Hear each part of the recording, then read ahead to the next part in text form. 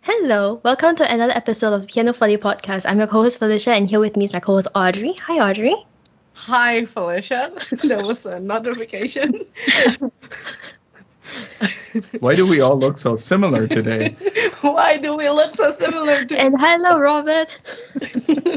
And why am I still sitting with Robert? Only avid listeners know. The non-avid listener that just come to this video. Well, I would suggest you to go to the first part. The previous episode. Because this is just a continuation of that. So Robert here is being our nice lecturer again after 2 years graduating from uni and have not taken his class in probably 4. Because only you're training ahead with you. Yeah. Right. We are doing a game today. We're playing a game. Would you mind to re-explain it shortly, Felicia? Okay, I'll try this again. So Robert here very, very nicely assembled 10 terminologies, 5 of which was used in the previous episode and 5 which will be used today. And he will say the term, and then me and Audrey have to try to define what it is. Yeah, and we will have also what is it? Penalty? Yes. Okay. Punishment, yeah. if you get less than 5 out of 10. Right now we're at 4 out of 10, which is not bad, but I think you might have to. I don't know. I'm giving out half points for yeah. For answers that kind of get in the Maybe ballpark. because also in the first part he was very, very lenient with us. Maybe now you just like that's it. Time's out. Time's out, girls. That's it. We need to get chop on the episode going. Cannot just get stuck on comb filtering. That was the question. If you're from the last episode, welcome. We're continuing this. So comb filtering is the first. Do we want to say what the punishment is, though? Oh, yeah. Oh, Yep. yeah. If you don't get 5 out of 10? Yeah. You have to do your next podcast episode with cat ears. Yeah. Which we'll do. I will not gladly do it, but like I don't mind. Well, it's not much of a punishment then. It's not. It's not. Anyways. But also it's hard to find because it's not Halloween season. Oh, yeah. Yeah. If we would have recorded. I'm pretty sure Amazon has them. True. Or like all year round. Yeah. I would guess. Of course they would, yeah. Of course, it's Amazon. Yeah. All right. Well, the first term, or the 6th term, if you will, is comb filtering. Which he already spoiled last episode, and for listeners who did their homework, they would be very smart. They already know what it is. They already know what it is. You two don't, apparently. I have no idea. You have an inkling? I have an inkling. Yeah, sure. And what is the inkling?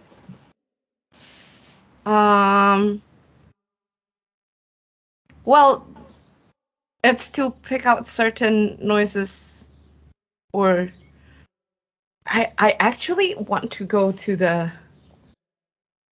mixing part, like realm. I'm going to give you a little bit of information. It's a phenomenon, Mm-hmm. and Phenomenon. you can explain it, or you can be very literal in interpreting the word.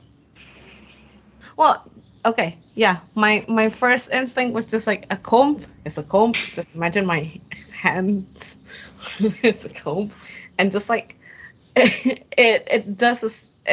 happens at a certain decibels. That's my first instinct, not the final answer. Okay, certain decibels are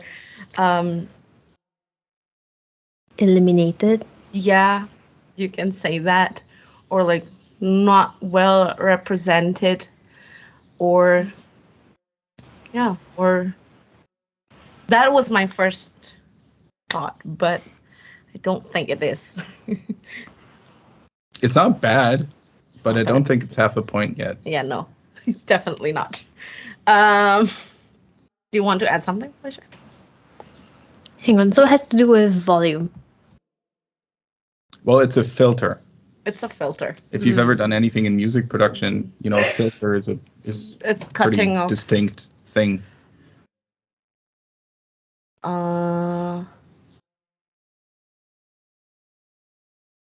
Do you kind of remember what an equalizer looks like? Yeah. Jesus. Oh, bless you. Bless whoever that was. Yeah, my dad's. It's okay. It's okay. We got the church bell in the beginning. I don't know if everybody heard that. Probably. A sneeze. All the noises that we can get. An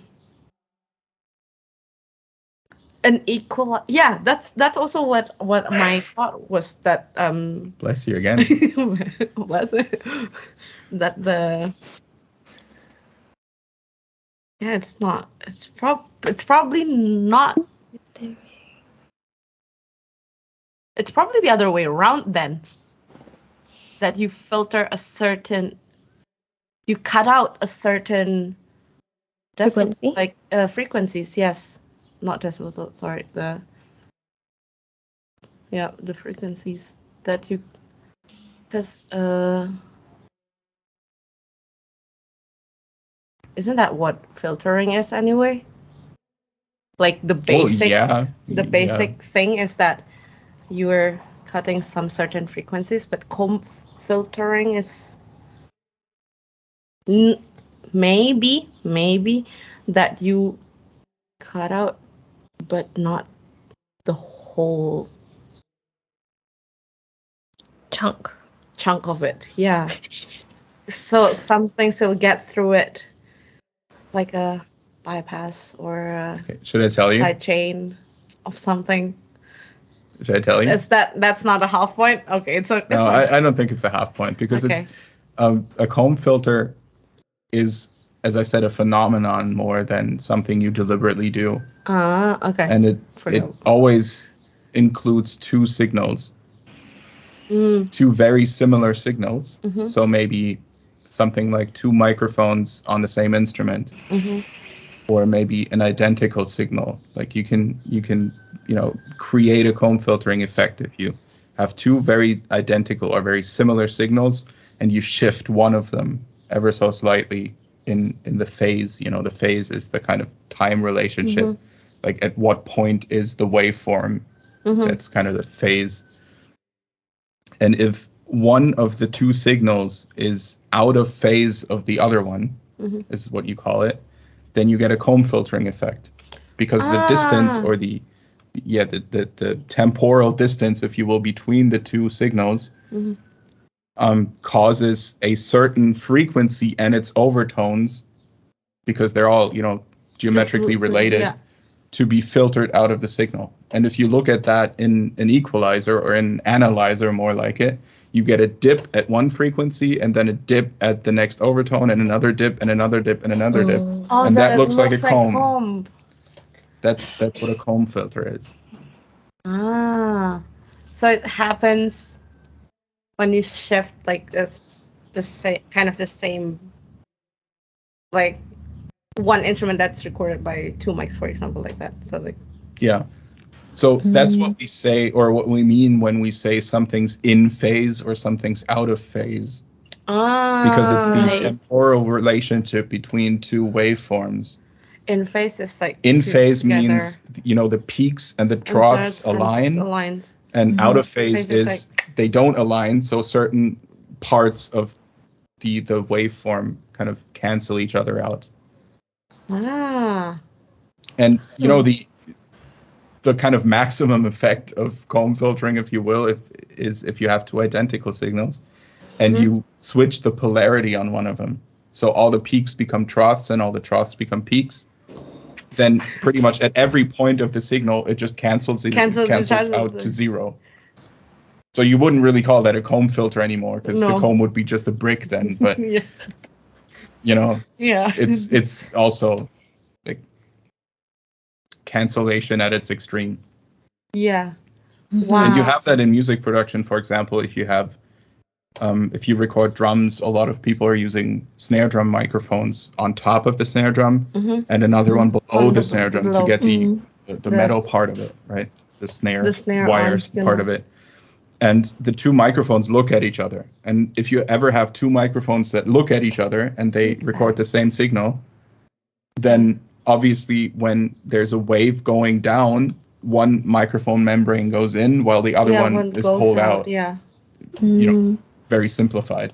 Yeah. So one records a peak and the other one records a trough, but at the same time. So if you have two microphones looking at each other, you're bound to have some phase, like non-alignment, if you will, some issues, and thus create comb filtering. That's why, like, sometimes if you just listen to a raw recording of drums and you listen to the snare drum and it sounds really hollow and it's missing like a lot of body and a lot of other stuff, sometimes it's just enough to flip the polarity on one of them and you get rid of the comb filter. And a comb filter always makes something sound a lot more hollow. So it's very, very important if you're recording the same instrument with two microphones, because that's where the phase relationship between waveforms comes into play. Which brings me to my next term, which has something to do with phase. What do I mean when I say linear phase?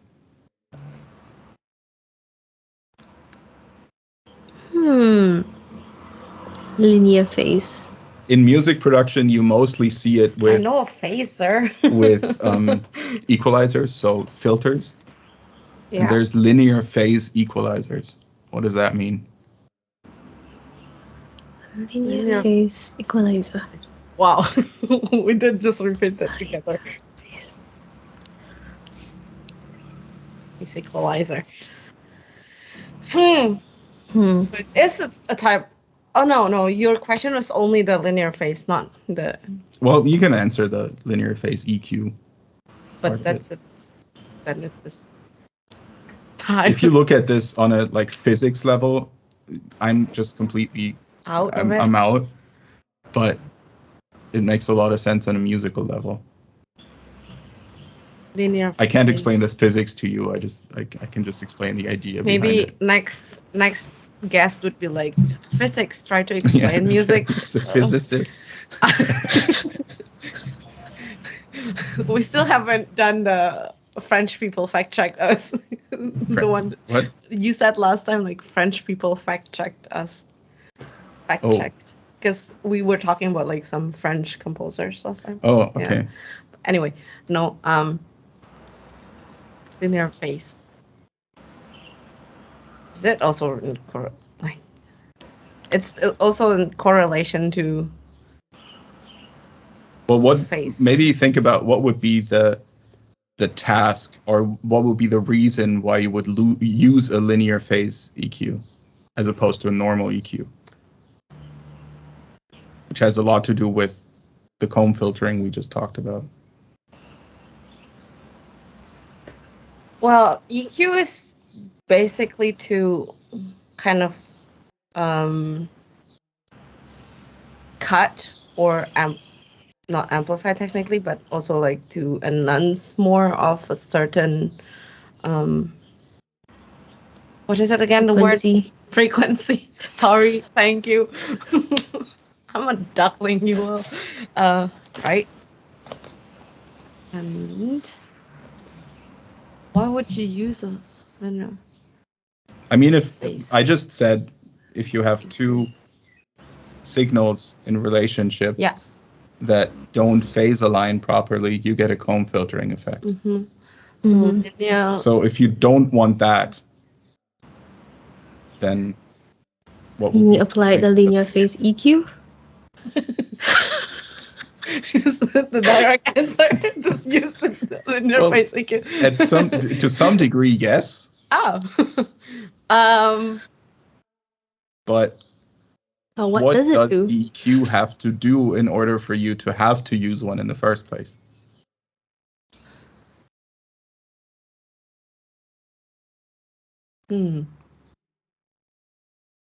What? You wanted obscure terms, right? Yeah. Yeah. For some of our friends, probably this is not so obscure because that's what they're mostly doing. Oh yeah, well. I mean, if you're in music production, you probably know these things. We are both not very much into that game.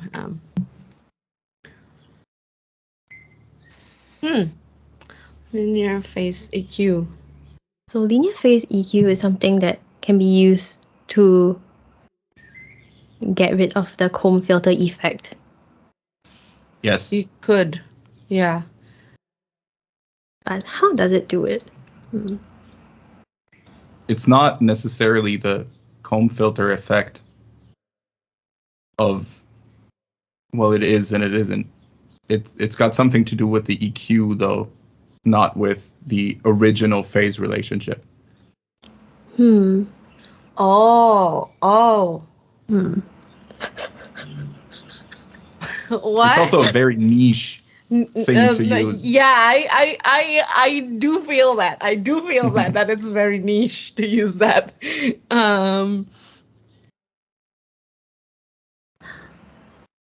Linear phase EQ. Would you use that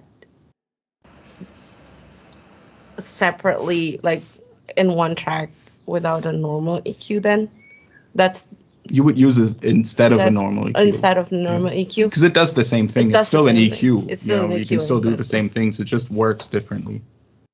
Linear phase EQ.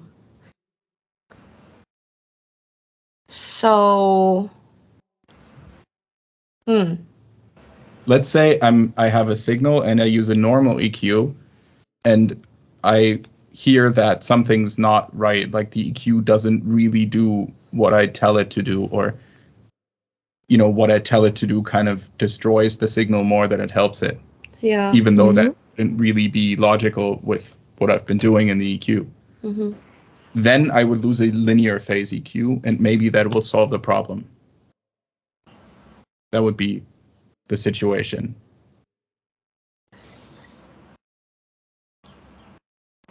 I think I used all my brain capacity for the 2 house answers last time. Should I tell you? I have a feeling once you explain it to us, we would both be like, yeah, that makes so much sense. I mean, yeah, if you've never heard it, I mean, it's hard to guess just from. Yeah. It also, I can just explain it and we can. Yeah. We can. Yeah. Every EQ in the digital domain, or also in the analog domain, if you use very steep filters, something like a cutoff filter. So if you cut off a certain, like a low cut or a high cut filter, sometimes you have very, very, steep curves in the EQ. And the steeper the curve, the more phase change you get in that particular region for a signal. So if you cut something off very steeply at 200 hertz, the phase of the wave at 200 hertz or the frequency at 200 hertz will shift because it's quite a big impact cutting something off completely. And then if you have that cut signal in relation to an uncut signal, there's going to be a phase misalignment around that region, right? And that phase misalignment then causes comb filtering. So sometimes that's why maybe you accentuate a certain frequency range very heavily in an EQ. Yeah. Right. But then you phase change, like you phase shift that particular frequency region. And then you mix it with another signal that's kind of similar. And then you get a comb filter. But you boost it so much, but it doesn't sound like you did.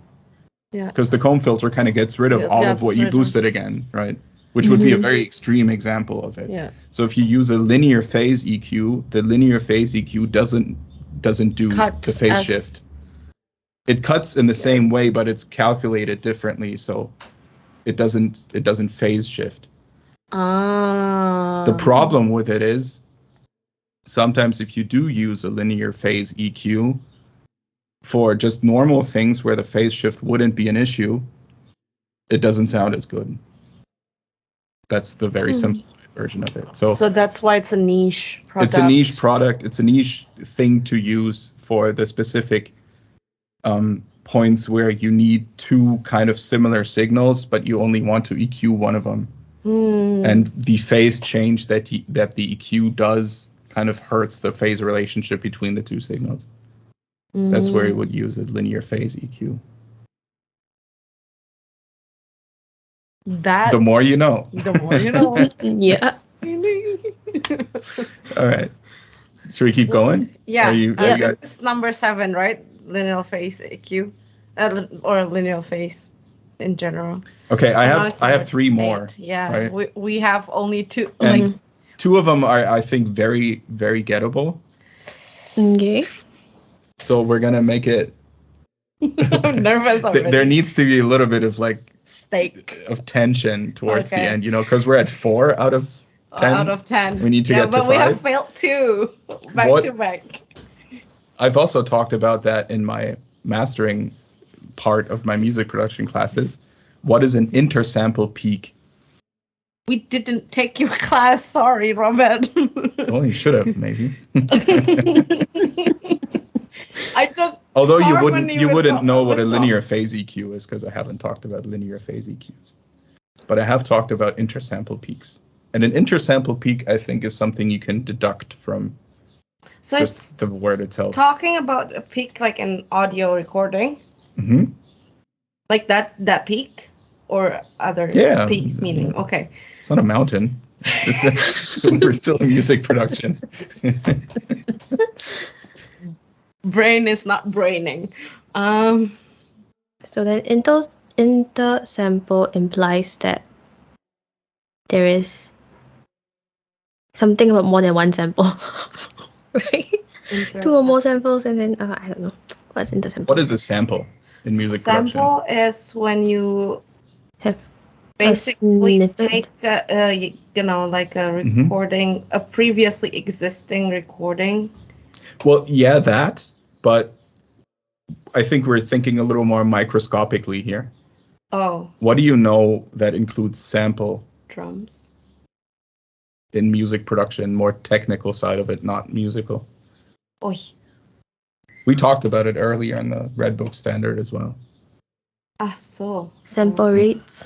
Sample rate, for example. Yeah. So a sample rate would be the rate of samples, right? Yeah.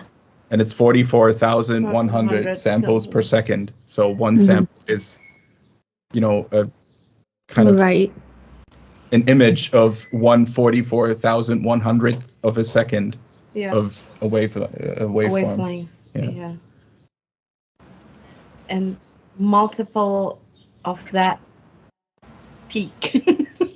Intersample. What would intersample mean then? Intersample.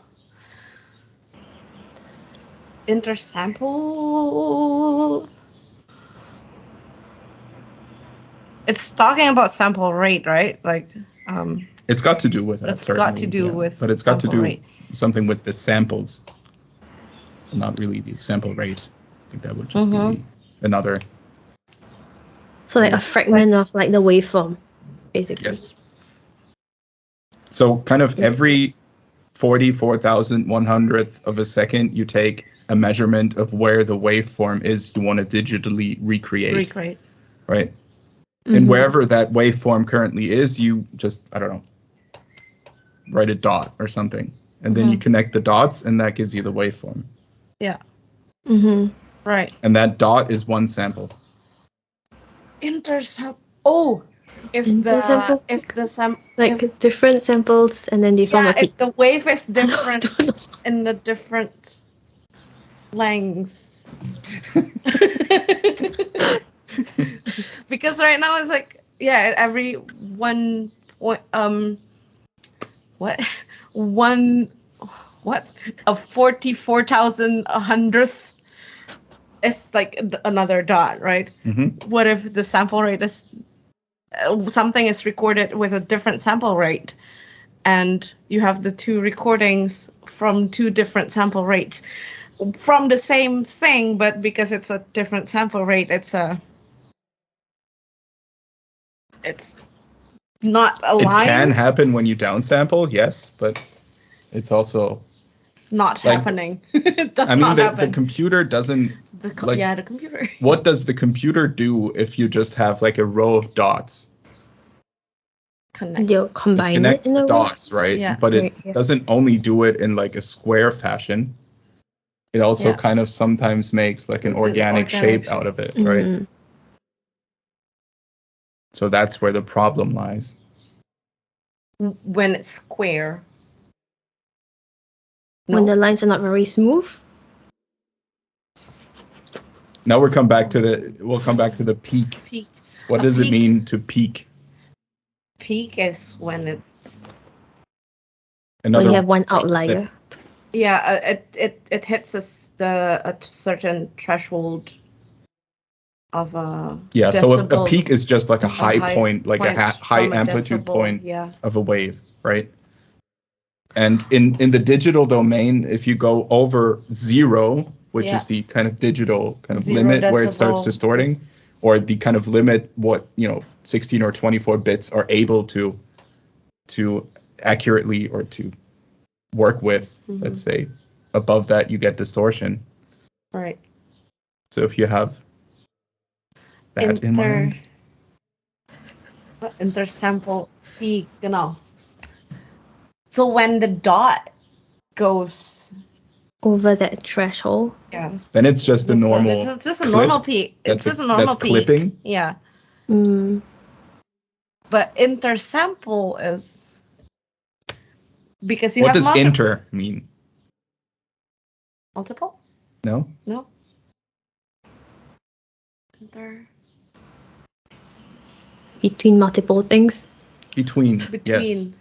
So intersample is between samples. The samples. So between more than one samples, the accumulation of that is creating a peak. No, that's not. Something like that. Yeah, I'll give you half a point for that. Yeah.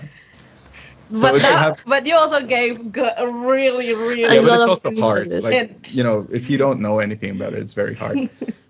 But intersample means between two samples. Okay. Now, if you make an organic shape out of a square box, and you have 2 points that meet at 0, and the wave comes from below, the organic form of that would clip above 0, but there's no sample there, right? Yeah. Mm-hmm. That would be an intersample peak.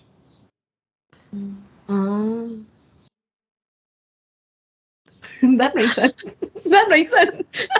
It can also happen if you go from a higher sample rate to a lower sample rate. Because if you have more samples and they're able to more accurately represent something, and then you kind of dumb it down to less samples. Water it down, Yeah. Then the waveform has to be kind of the same, right? But with less samples, so you can have a lot happening between two samples that you don't actually know about.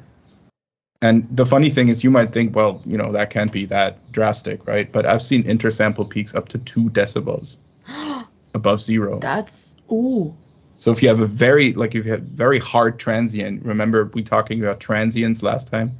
Yeah. We all know what a transient is. I wanted to put that on my list, but then I thought we talked about transients. Transient is the kind of the highest point. The transients are the different phases of how a sound is formed. So you have an attack, you have a sustain or decay or whatever.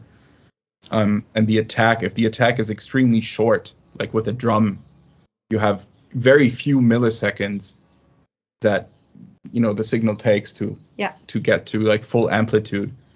And that's a very steep wave, right? Yeah. And if you have 2 samples that are inconveniently located, that can happen. A little bit of chance, but most limiters nowadays have intersample peak detection, so they make sure that doesn't happen. They oversample and then they know what's happening. So half a point for that. We're at 4.5. This is the money of the. No, but you'll get it. You'll get it. Okay. So 2 more. 2 more. One you might know because you've taken music production lessons though at school, right? I did. I don't remember a lot of things. Okay, what is parallel processing? Parallel processing. What? Parallel processing. Parallel processing means two things at the same time. Mm-hmm. Processing.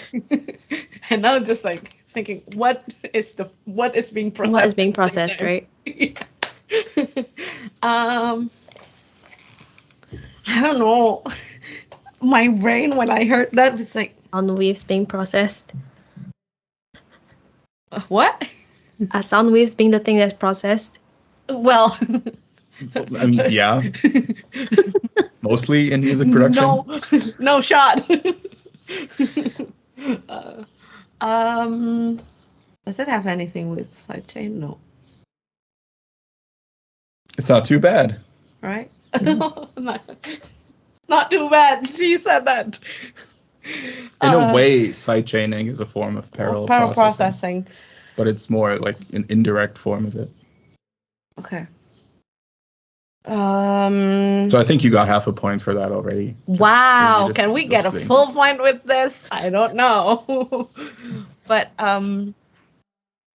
because sidechain is when you, I use sidechain.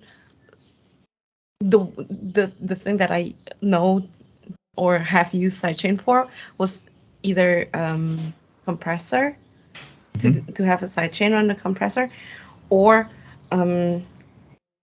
to have like a Logic synthetic vocoder. So to have that information data input to this other track. So that's why I directly think of parallel. But how do you get the signal that you're sidechaining? Like it's not just there. You need to get a signal from somewhere. So yeah, what do you do there? It's so there's another input, right? Like there's a kind of like you connect two different, because usually if you have a certain what is it called again? Plug-in or things like that it's just processing one track normally, unless you put it in a bus. But is a bus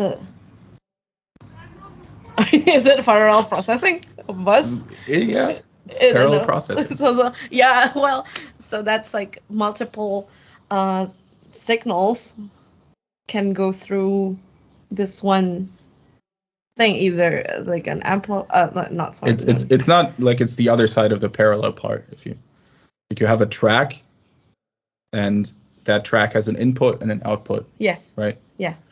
But if you add another output to that, if you split it off and you say you go to this output, but you also go to this output, that's a parallel processing. And if you then process the signal differently on different tracks, for example, a reverb that you put in on a bus, that would be a form of parallel processing. Because there's this original signal and there's the original signal, and then there's the differently processed signal. Yeah. Yeah. I think you can get a point for that. Very nice. Point? Yeah. I think bus and sidechaining were kind of the key points here. Yeah. Wow. Oh. It's like the concept for it isn't particularly difficult. No. It's just like what can you do with it? And that's why I said sidechaining is kind of a passive way of parallel processing, because you're not processing the signal that you split off. You're using the signal to control something else. Yeah. So it's also a form of parallel processing, but passive. A bus is more an actual parallel. Like parallel compression is one thing you hear a lot, where you have an original signal and then you split off the original signal to another track with a very hard compressor on it, and then you mix the two together at the end. And you have the original signal and the very heavily processed signal. I think I've either actually done that in one of Rollo's class unknowingly, or somebody with the many projects that I've not that many actually, but I think the handful of projects that I've been in. Yeah, I think parallel processing is just a fancy way of saying, put it in a bus. That's why it's a little bit of a trick question. Oh. Okay, last one. But we're already off the... Well, you're at, what, 5.5 now? Yeah. Well, we can move the punishment line to 6. Oh, no. No. Let's give it. No, but you're off the hook. But I'll give you one more. What is an ISRC? You know that, right? Yeah. Sorry, what are the 4 letters again? No. Oh, can I? ISRC? I curse. It's your podcast. I don't know. Yeah. It's for. Do not know this one. So it's the RC's radio code or something. So. Yeah. So it's an abbreviation. It is, yeah. Well, obviously. That is well, if somebody doesn't. ISRC? ISRC. It's a word. ISRC. I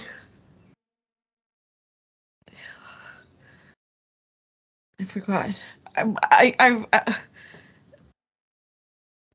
isn't it like every? So it's like C it's a for code. It's a code. Correct. It's a code. Yes. It's like every single recorded audios has an ISRC for it. Mm-hmm. That's but the abbreviation I don't remember. Okay. I mean that's at least half a point. Recording code. Recording code. Yeah, not radio. Okay. Yeah. So yeah, it's just like because at some point, like everything recorded is also like is a copyright, and under the protection of not only copyright. What is it? The other one? Usage rights. The Urheberrecht. Yeah, that's a copyright though. But there's a different thing about it.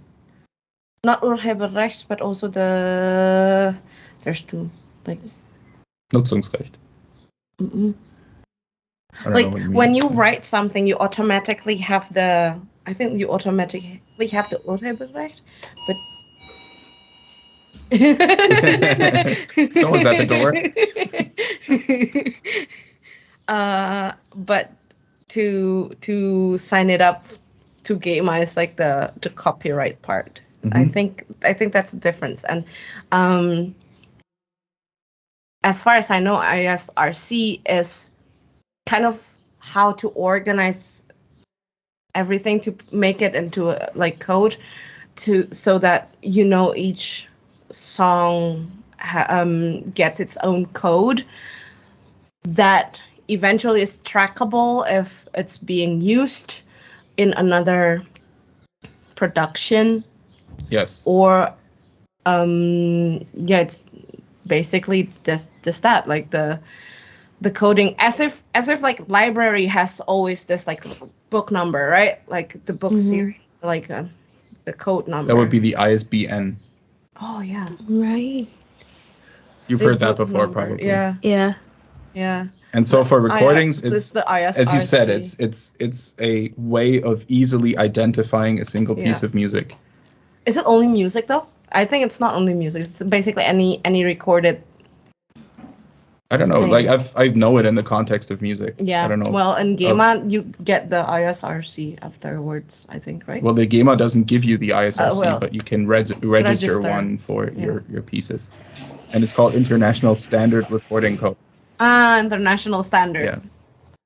And I think ISBN is what International Standard Book number or something like that. Yeah. Probably. Yeah. So it's just a code for a single piece of art or a single piece of creation, if you will, a single piece of copyright, as opposed to the EAN in Europe, which is the European Article Number. Oh, I've never heard before. That's for an entire record. So there's one on the kind of individual song level, and there's one on the record level. Is there That's the little barcode that you see on CDs. That's the EAN. And EANs are used for pretty much everything. Like if you go to a grocery store and you pick out, a pack of something, there's an EAN on it. It's just a critical number. But is is there an equivalent article number thing for international? Yes, but I don't know what that's called. I think the Americans have their own. Yeah, most likely. I don't know how it is in Singapore or Indonesia. Most likely. But there should be one or something similar to an EAN in pretty much every other part of the world. Just a barcode. It's just a barcode. Oh, but those are very important if your music, for example, is played on the radio. Yeah. Because it's very easily, like everything's digital nowadays, and sometimes names are not particularly, well identifiable. I mean, you can, on a GEMA list, for example, a gig, you can probably just put in the names.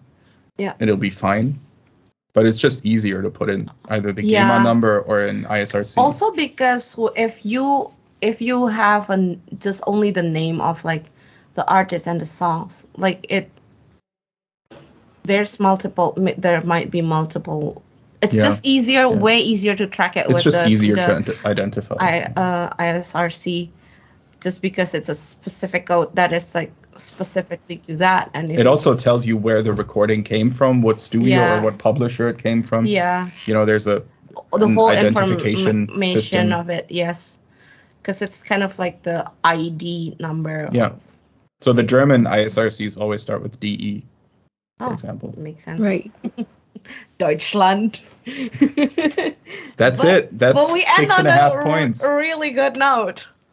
You did really, really well. I mean, there was some technical stuff in there for sure. Yeah, well, thank goodness. But the first three were really easy, though. The first three, Felicia did all the and then the rest.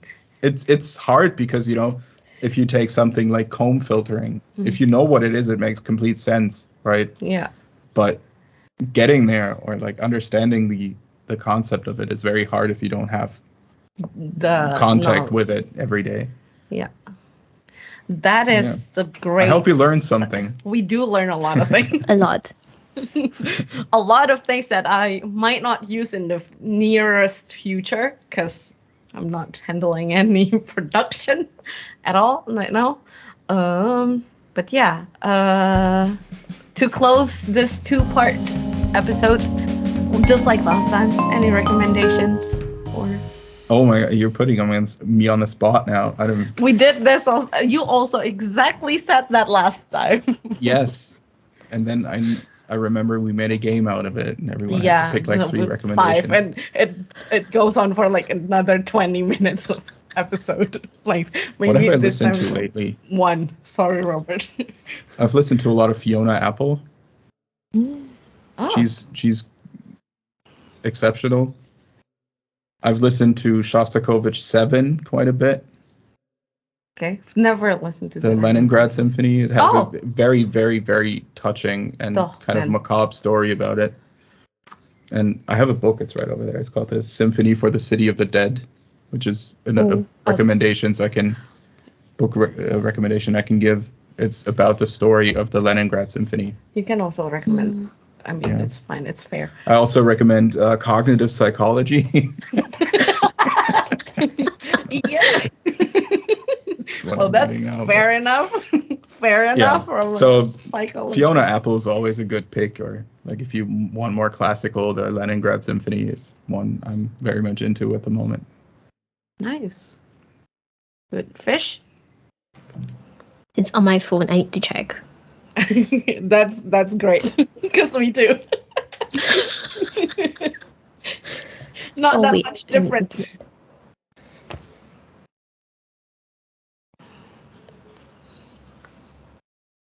Yeah, the album I have in mind is, so I'm just recommending the entire album. It is, help me out here, it's French, I cannot read it. Barbaric Beauty. Basically, it's like something like Barbaric Beauty, but in French. It is by, this whole recording is by the musicians of Saint Julien. Originally in French, I just can't pronounce them. Yeah, this whole album is actually very... they play some music from Telemann. But in a way, if I'm not mistaken, I think they kind of like reimagined the sound. So it's not necessarily exactly how he wrote it. but they took pieces that he wrote that were inspired by, like, not like he did a trip to, I think, Silesia. Yeah, he did a trip. Telemann did a trip to Silesia, and then he kind of notated down some of the melodies he heard along the way, and then some of these are the melodies that made it into this album. Huh. Yeah, so it was very, very interesting. Not necessarily what you would expect when you think of classical music necessarily. So it's probably a little bit before like the Baroque kind of, or maybe early Baroque style of music. Oh, wow. Mm-hmm. Okay. Highly recommend. It's pretty fun. Yeah. Sounds really interesting. Yeah. Okay. Nice. And for me, it's just an old earworm that comes back to me during the holiday, which was as per time from recording last week. I've been listening to Mendelssohn's Lobgesang. I don't know the opus number thingy, sorry, unfortunately.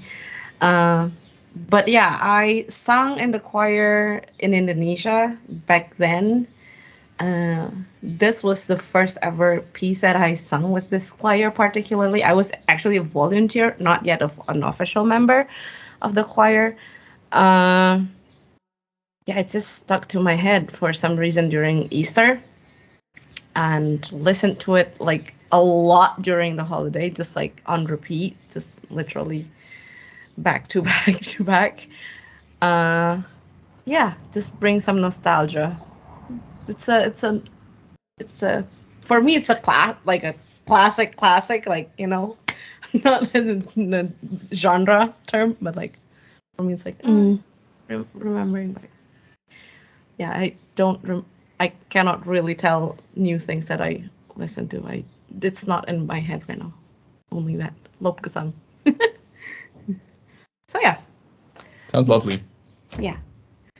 So thank you, Robert. You're very welcome. Thank you. Test us and also educate us. Spend that much time for research as well. Yeah.